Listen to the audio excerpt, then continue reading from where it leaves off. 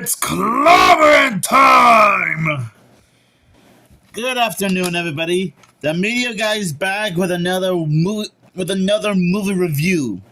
And yes, as you saw from the title and thumbnail, I will be sharing my thoughts on the Fantastic Four. Now, funny enough, I wasn't really a big Fantastic Four type fan or an expert. I mean, I knew some of the characters, like The Thing and Doctor Doom, for example. But I really haven't caught up with the entire Fantastic Four franchise / lore. And funny enough, the only time I was aware of the Fantastic Four in general was watching a few clips of the 1960s Hanna-Barbera cartoon of the same name. And yes, there was a time back in the 60s where Hanna-Barbera did work on an animated Fantastic Four TV show. And yes, I also don't blame you guys for not knowing that there was a Hanna-Barbera version of the Fantastic Four. I mean, to be fair, some of you might have known about it, but for everyone else, better late than never, right? So here's what the movie is all about. Jessica Alba, Michael Chiklis, if I'm saying that right, and Chris Evans had a sexy, star-powered cast in this explosive adventure about a quartet of flawed, ordinary human beings who suddenly find themselves with extraordinary abilities. After the exposure of cosmic radiation, 4 astronauts became the most remarkable, if dysfunctional superheroes of all time. Unfortunately, the mission's sponsor has also been transformed into the world's most lethal supervillain, which is it's referring to him, Doctor Doom. Setting the stage for a confrontation of epic proportions, packed with non-stop action, awesome special effects, and irritable humor.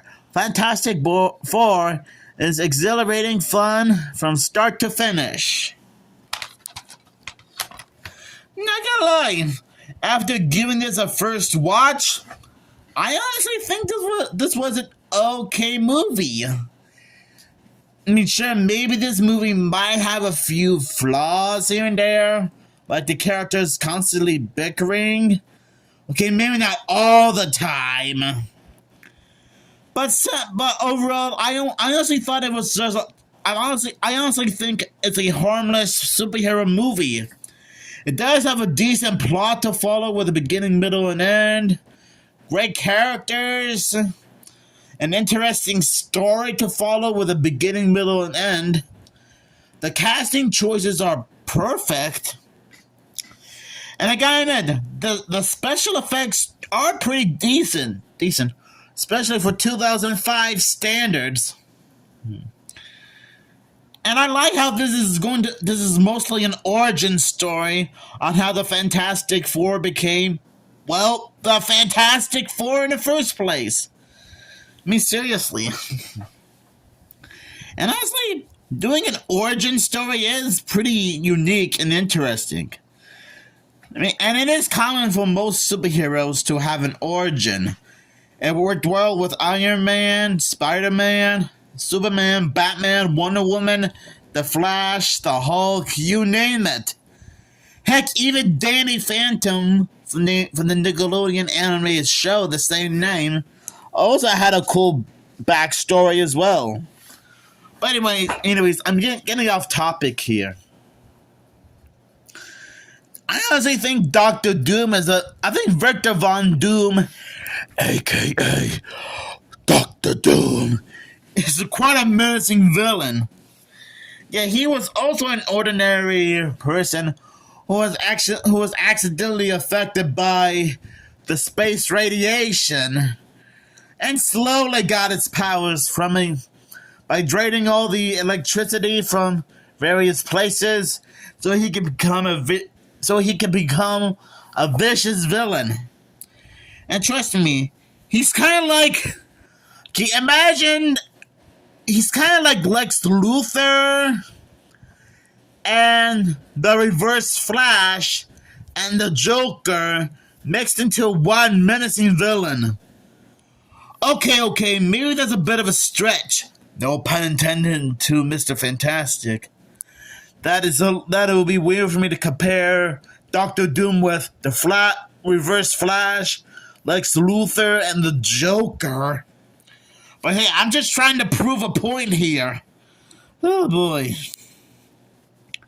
And also, I do like how each character has their own unique superpowers. Yes, she can turn invisible. He has the power of flames. He's literally made out of rocks, and he can literally stretch his way into action. Yeah, they kind of remind me of The Incredibles. But to be fair, both superhero teams are very different from each other. Just thought I'd let you guys know. Oh, wait a minute. Guys, this is just a random thought, but just imagine if we had a Fantastic Four Incredibles crossover movie. Or at least a crossover comic. That probably would have been very interesting. I do like how each character is trying to get used to their powers, while also trying to find a cure to reverse it. But I guess they soon realized that they can make use to their powers and use them to fight evil villains who wants to take over the world. Oh boy. Yeah, I guess sometimes being a regular person with superpowers isn't always that cracked up to be, if you know what I mean. You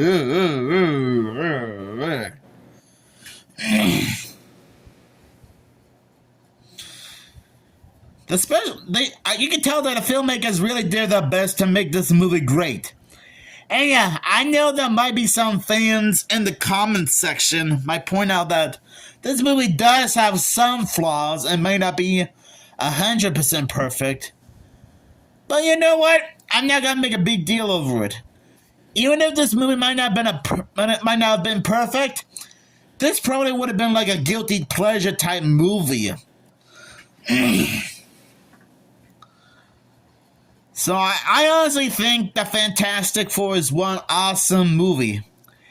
And yeah, sometimes this movie can be a little bit dramatic at times. Especially Ben, who got turned into the Thing.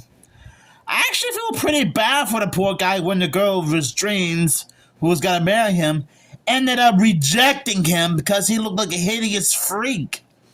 It was really heartbreaking for poor Ben here. Even when he tried to explain to her what happened, she got too scared to hear him out. I was like, seriously, girl? You're not going to give him a chance to explain? Dang.